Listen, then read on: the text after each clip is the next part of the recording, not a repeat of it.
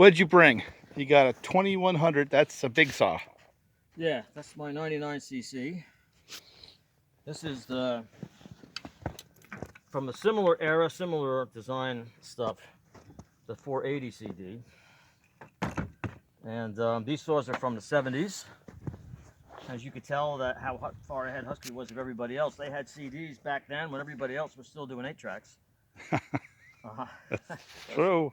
That's pathetic. But Hey, no, it's funny. It's true though. You know what they got here is, for some guys that don't know, but you know, these saws, you know, the early ones like the Jonsereds, the 920s and stuff, where they had both fluids are in the tank, the crankcase. You know, there was some temperature stuff there. So at this era, you know, Husky figured we got to get the fuel out of the crankcase and have a separate tank. And what they did is they put the oil in a separate tank too. And then they realized, you know what, it's actually better to have the oil in the crankcase and keeping it warm, you know, on kind of winter days like this. So then when they went back to the next generation of saws, they put the oil, you know, back in the crankcase. That was all kind of like intentional. Yeah, so what we're doing here, did we say Merry Christmas to everybody yet? Merry Christmas to everybody who's Christmas watching this channel. It's December 22nd. Yeah. So the reason I brought these is because I kind of burned out on those damn 372s. I know it's our favorite chassis and stuff, but I'll show of hands. How many of you guys are like to see something other than 372s for a change? Look at all those hands going up. That's it. You got Leonard down under. You got Jamie down in Georgia. You got Alan up in Alaska. It's like romper room. Saying, well, actually, it's not that I got anything against 372s other than you know, I've got like in the collection. There's like another 24 distinct chassis, and each chassis, and I have at least one of all of them, and each chassis has, you know, anywhere from 2 to 6 models on the same chassis. I got most of those. So the 372s for me are all, the infrared ones, they're all parked in the basement, and they're not going to come out until I run through all those other saws. So we're going to make some different sights and sounds today. That's going to take a while to get through all those. Couple, smaller ones for the small work. I don't know, this might have been on video before. This 2156 with the half orange crankcase has been, you know, actually Quite a bit. That's one of the early saws though. A couple months ago, right? We were up here, we've done that other. Yeah, but that's been around since the beginning. Huh? That's been around since the beginning. Yeah, and that's just a handy saw. Well, you had said, you know, there's a lot of 60cc work, so I brought that, and this is a good running 50cc. I know you've cut cookies with it. I don't know if you've actually worked with it, but it's that's a good saw. So anyway, so we're playing with some different toys today. But none of you guys will see me running a 372 for at least a year. At least a year. That's what he says. So let's see what we got going today. Well, we're on a hillside, and Bob discovered what it's like to run a tractor on a hillside. And we made ourselves sort of an impromptu fire pit here. And there's my small saw, because it starts easy. I want to start burning up some of this. And we got these big old trees right here that got to come down. And one of them is going to hit the tractor if I let it go. I got to move another 30 feet or so. And then if we're ambitious, we're going to take that one down today. And that is a huge tree. It's going to make a big crash. The problem I have right now, though, is I don't have the footing to work around that tree. So we're actually going to have to use the big saws to noodle up some of that and block up some of that stuff that's already down underneath the snow. And then, of course, when we take that one down, that one section, we're going to have to do the same. So that when I get that one there close, the big one to the right close, I can hoof it up out of here. You know, well, shuffle up out of there fast enough not to get myself in trouble.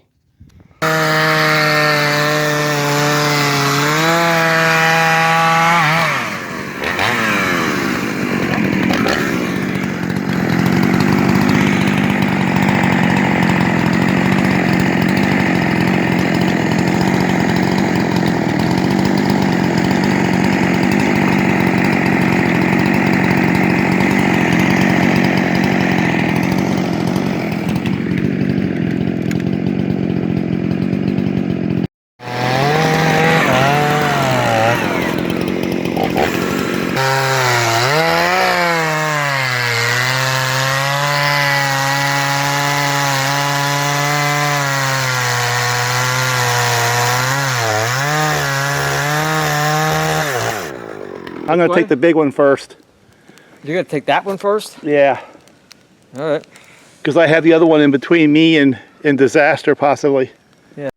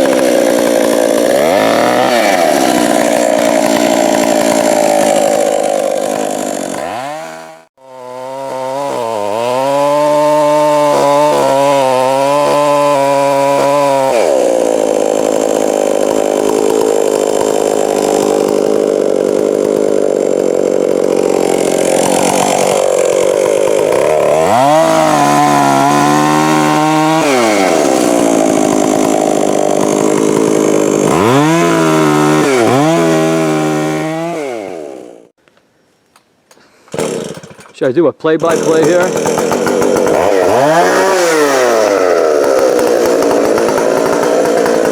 This is clearly the biggest thing I've ever seen him do.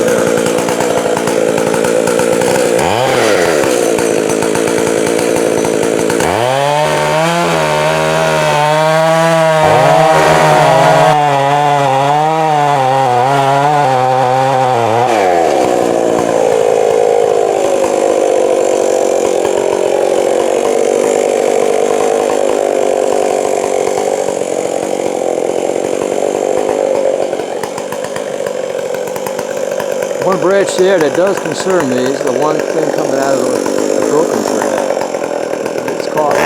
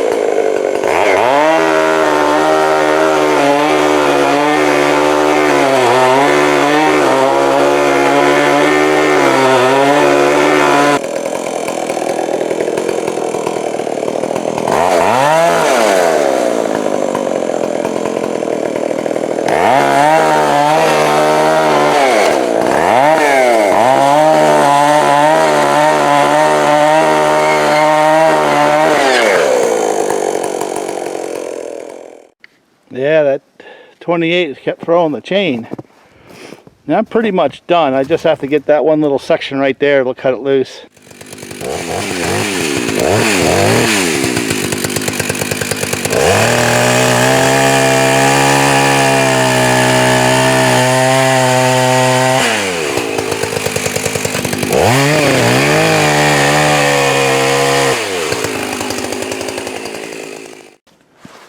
We're liable to burn up our half hour here. You want me to shut this?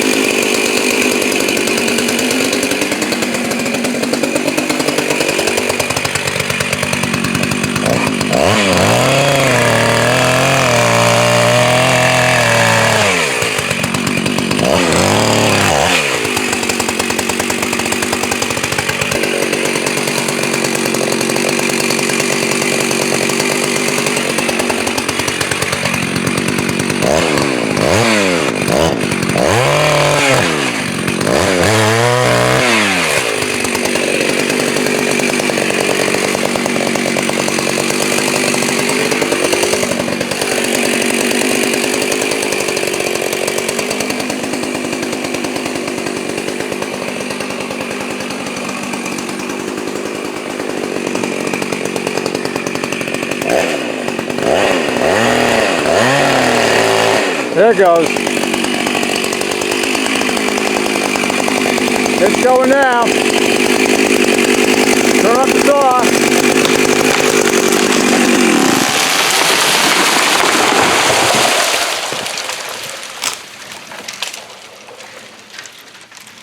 Congratulations, my friend. Yeah, look at that cut though. You see where it was hanging? It was just hanging on the hinge. Yeah. Whew. That's a workout. I need a rest, bud. All right, take a rest.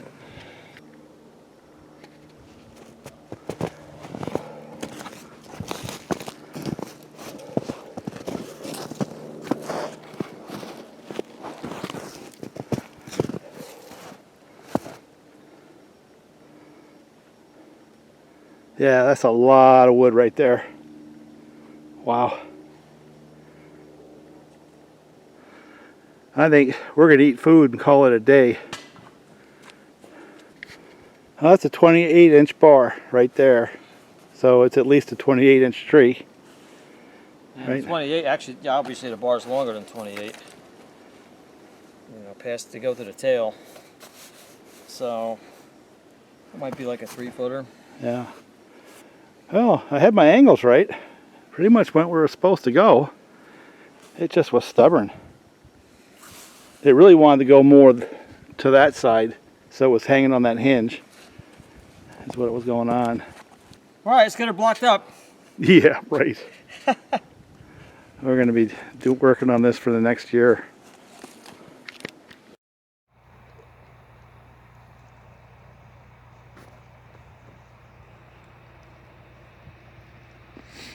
Kind of a fitting end to the day. Temperature's dropping. The sun's beginning to go down. Nice fire, good company, food. How do you beat that?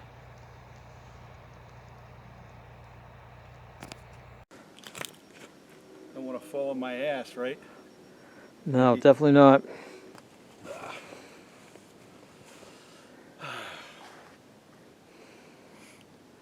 That's it.